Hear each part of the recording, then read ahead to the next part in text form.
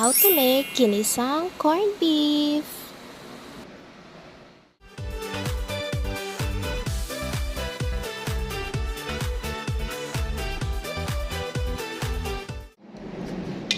Okay. Lagay natin yung sibuyas.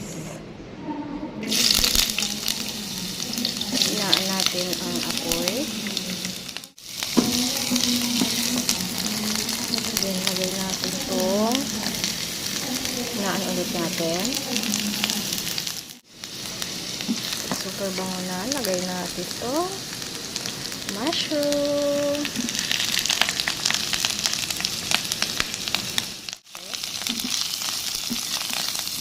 Guys, lalagay natin tong Star Nutri-Mix corned beef na chunky cheese. Natin tong chunky cheese.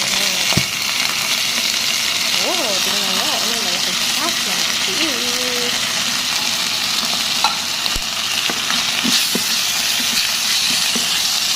Okay, lalagyan natin ng isang latang tubig. Oh, ayan. Tayo natin siyang kumulo. Oyster sauce.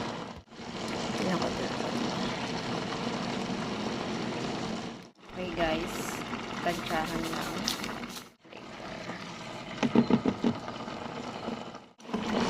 Ayan guys, oh my god.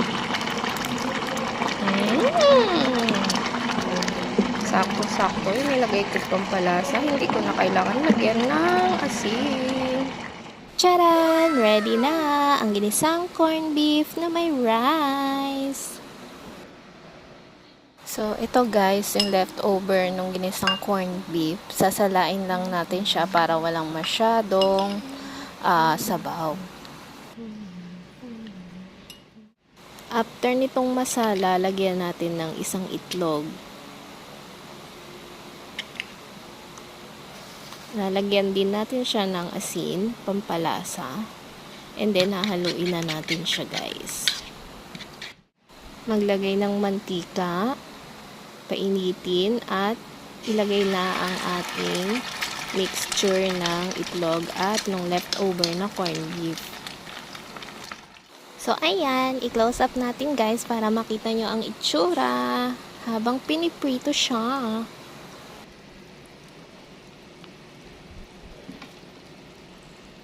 Charan! Ito na ang omelette na may rice. Thank you for watching, guys.